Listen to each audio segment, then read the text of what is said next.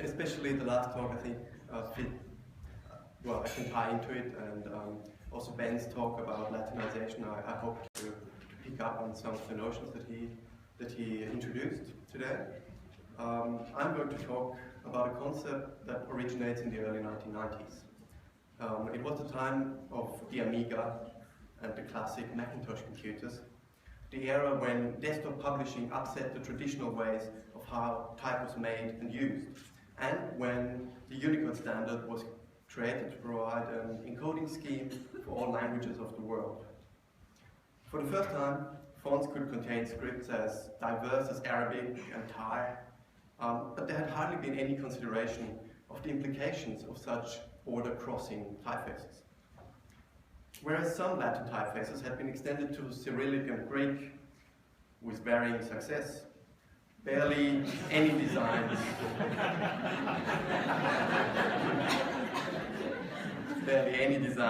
ventured beyond this relative familiarity of these European scripts.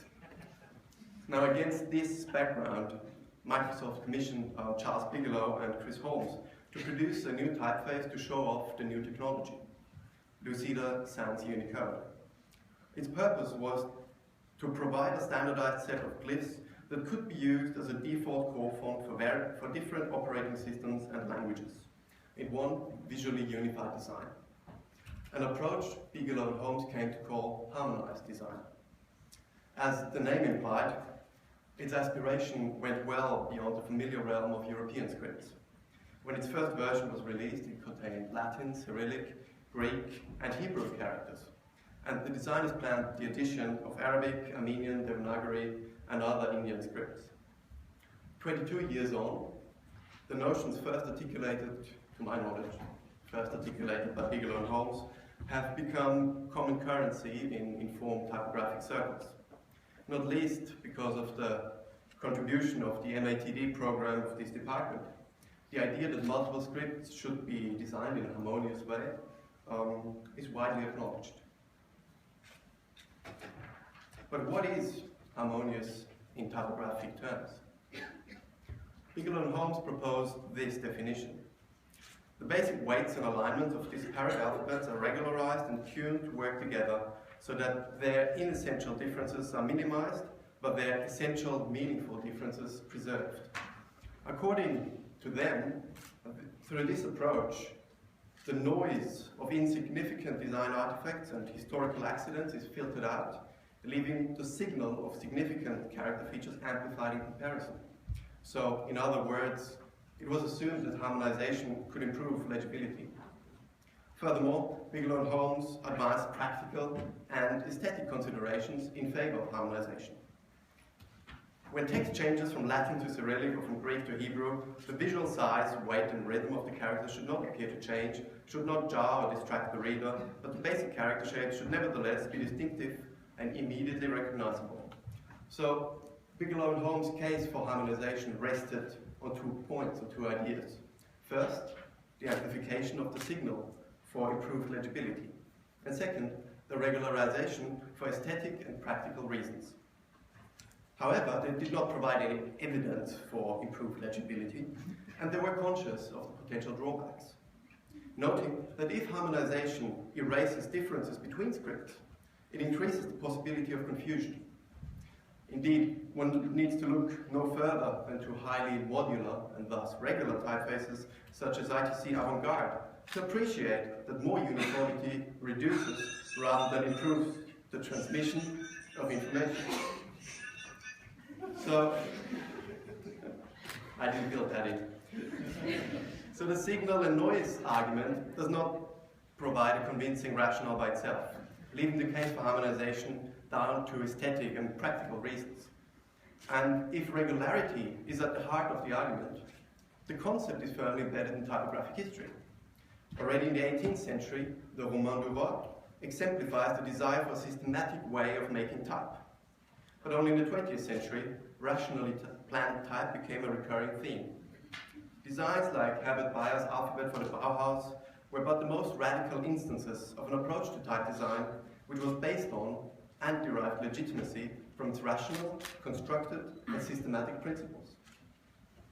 after the war, Adrian Frutig's Univers was one of the first designs which successfully combined aspirations to regularity and systematic planning with conventional readable letter forms. Ever since, type families kept growing. From Otto Eicher's Rotis to Peter Bilag's Greater Sans, as a recent example, more and more styles were assembled under an umbrella name and concept. From this perspective, Bigelow & Holmes' notion of harmonized design may be seen as part of a wider phenomenon. So if the rationally planned, systematically organized, and stylistically regularized design of type is a defining feature of contemporary practice, the extension of this trend to non-Latin type was bound to arise with increased internationalization. Indeed, for designers with Western background and/or education, the reasoning for harmonization is compelling. It strikes a chord with an audience which has been accustomed and trained to think in grids and design systems, which has embraced typefaces for their perceived universal and allegedly neutral qualities, and which, by and large, has been anchored deeply in Latin-centric typography.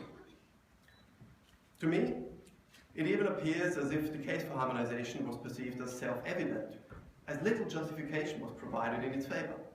Bigelow & Holmes' summary that harmonization seems like a desirable goal is not satisfying if taken as a more general design principle. So where do we need harmonized type? For this discussion, I suggest two broad categories of texts in which two or more scripts are likely to appear together. In the first category, the bulk of the text is written in one script, with the other in a complementary role, as in a bilingual dictionary. Other examples of this category can be found in related kinds of documents, for language training, linguistic analysis, and generally scholarly text. The second category assembles all forms of parallel translations, in which in principle all languages and scripts should be of equal standing and relevance. From literary text to public signage, instruction manuals, package inserts, and government forms, a range of vastly different kinds of text fall into this definition. But let us first consider mixed settings. It's easy to think of practical constraints of documents which can be eased by harmonized type, especially in cases where space is crucial. More regularization facilitates space-efficient typography. Let me illustrate this with the Arabic script. The letter forms of Arabic have distinctive features which are distributed over the entire y-axis, making any regularized horizontal alignments difficult. Moreover, a wide range of proportions is typical of the Arabic script, with some letter forms being tall and narrow, others flat and wide, and it is not uncommon for one letter form to appear many times as big as another. As a result, Western observers often describe the Arabic alphabet as appearing smaller than its Latin counterpart. Indeed, if the Arabic letters are equalized with the tallest Latin letters, the small Arabic forms are diminishing. Thus, where both scripts appear in the same line of text, practical problems arise for the typographer. If one uses an Arabic body size that is equal to the Latin, it looks small. But if a larger body is chosen, so that the Arabic appears more similar in size, alignment and setting of the matter are more complicated. Anthony Froshawk once wrote that typography is a grid, and, unwittingly, it concisely summarizes both the primary difficulty of multi-script composition and the inherent Latin bias of typography. A bias that is expressed through the need to put letter forms into regular rectangles of uniform height. For if we want to maintain the grid, something else has to give way. And as a result, some non-Latin type ends up with proportions which are standardized to conform to the regular rectangular module of the Latin typographic grid. The advantages of such an approach for the typographer are readily apparent. Standardized type sizes facilitate the mixing of different scripts, easing composition while economizing space. So from this perspective, harmonization appears as a no-brainer. It makes the job of the typographer easier.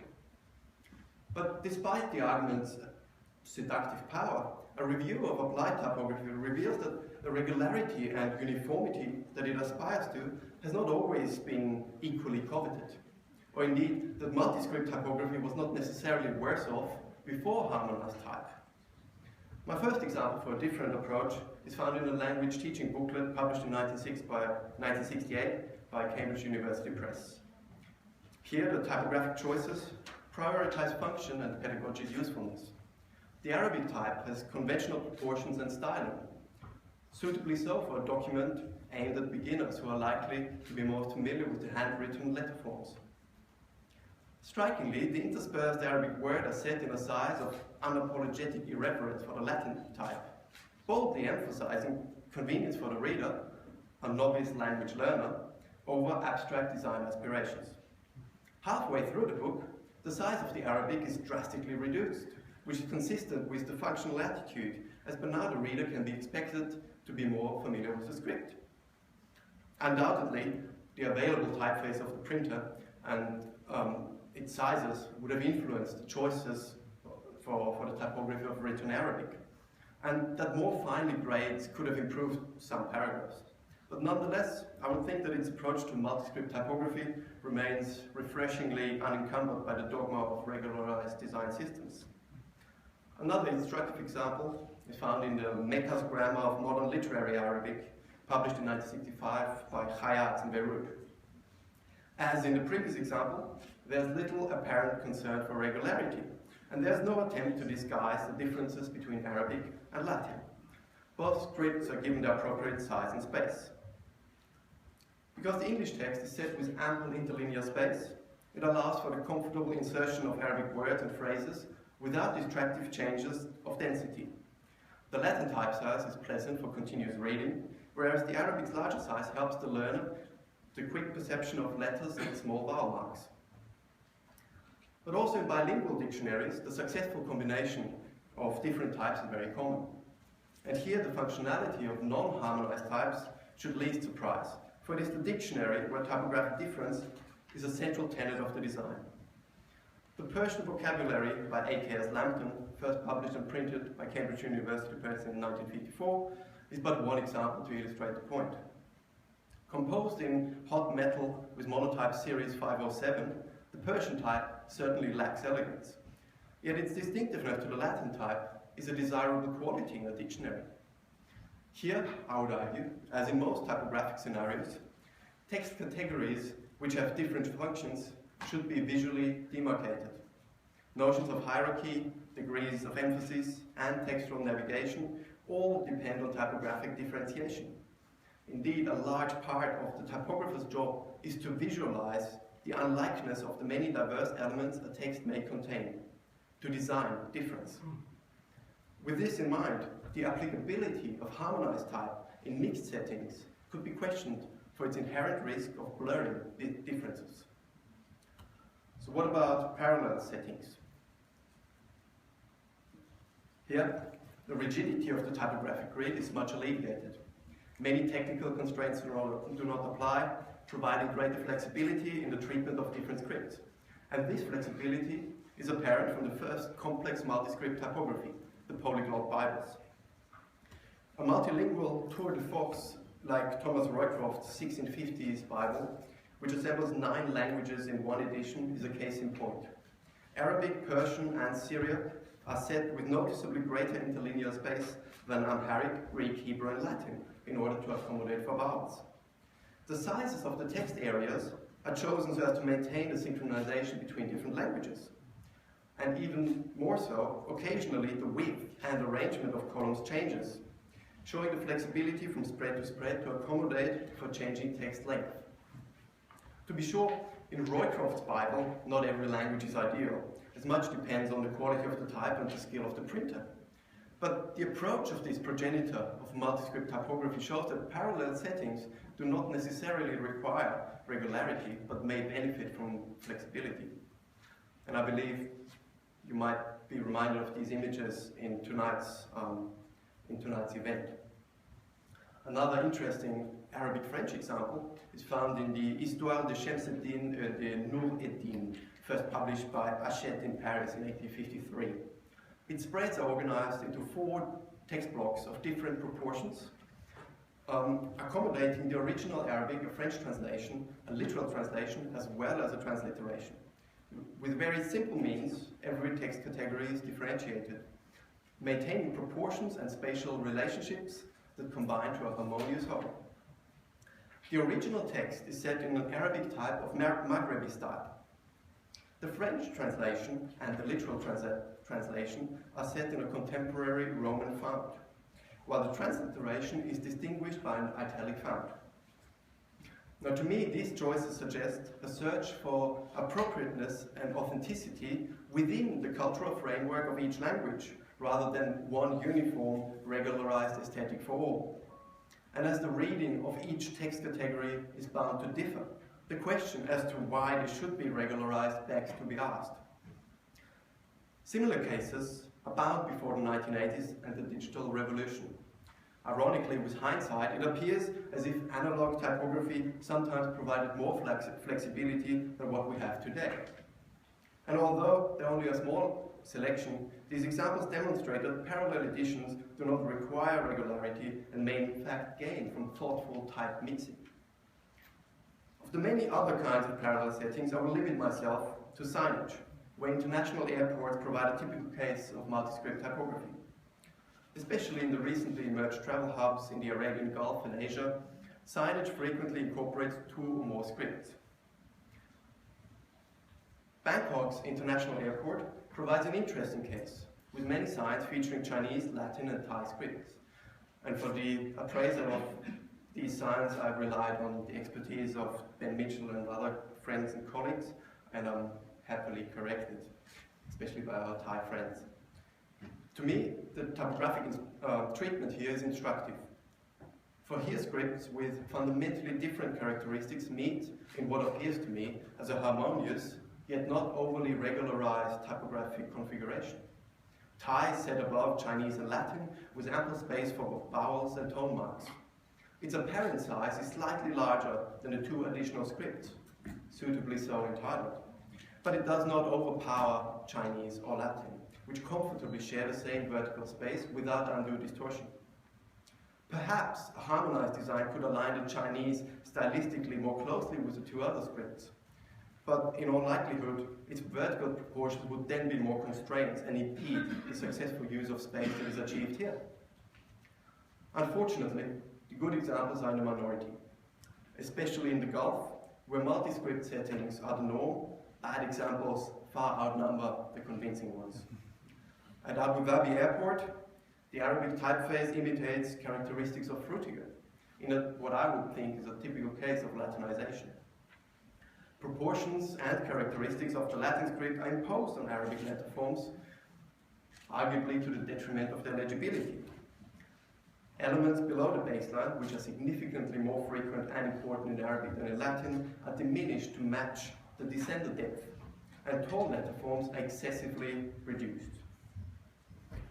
And if in Abu Dhabi design dogma overrides functionality, the concept for the signage at Dubai's airport is not readily apparent, at least not to me. Oh, well, that's a shame.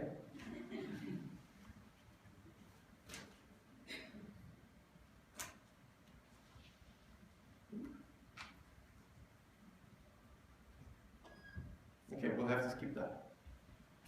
Well, you'll have to imagine it.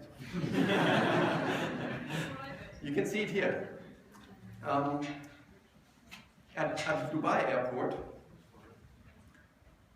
the typeface that is used is Advertiser's Nask Bold, a high contrast letter set design conceived by Murat and Aled Boutros in the late 1970s.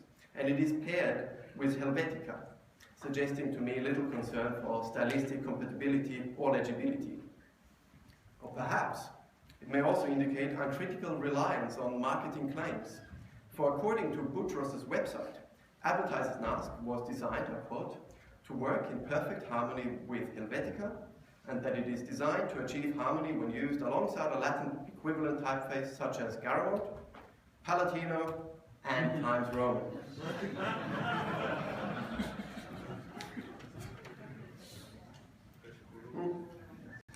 shows to me is the flexibility of harmonization as a concept for commercial exploitation. And its success on this level is undeniable. In recent years, harmonized design has been adopted and promoted most vocally for marketing purposes. Foundries have recognized the market for non-Latin variants of their best-selling typefaces. A flurry of so-called extensions to existing designs was released, borrowing stylistic properties and brand recognizability from the Latin model. Now, whether a non-Latin extension to a design carrying decades worth of use can truly embody the same notions and associations in a different culture is open to debate. But unfortunately, this question is barely ever raised. Now, with this in mind, let me repeat what is harmonized type design. When Bigelow and Holmes coined the term, they were acutely aware of the potential for homogenization. They tried to avoid it by a conscious attempt to learn and embrace what they call the basic rules of each non-Latin alphabet on its own terms. So regularization was attempted, but only up to the point which, according to the knowledge and sensibilities of the designers, stopped short of compromising the integrity of the script. For example, rather than imposing a strict Latin model on the Hebrew characters, they tested different alignments and chose the height between Latin capitals and minuscules. Moreover, the designers maintained the conventional contrast of Hebrew, with horizontal strokes thicker than verticals, the opposite of the Latin model. And whereas Bigelow and Holmes' suggested approach appears as a sensible midway, negotiating script integrity and typographic constraints, more recently some so-called harmonized designs disregard such caution. For example, again, Boutros' Tansik type distorts the proportions, of Arabic letter forms to fit the Latin X height. Again, I would call this Latinization.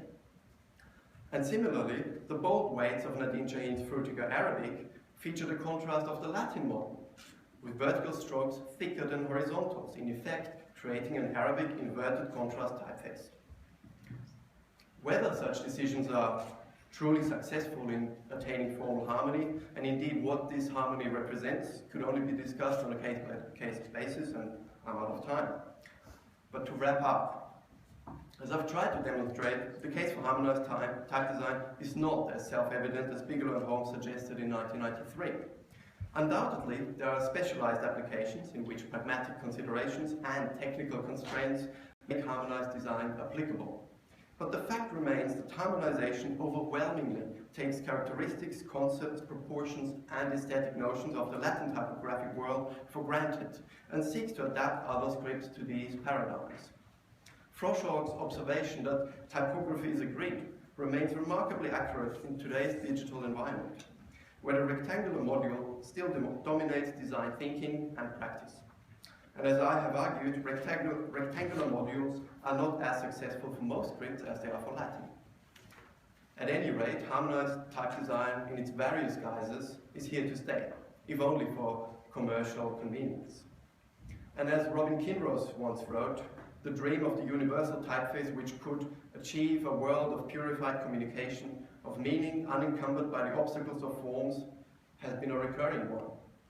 And the observation that, like all dreams, especially recurring ones, it seems to say a good deal about the dreamer, remains equally true in the realm of multi-script typography. Thank you.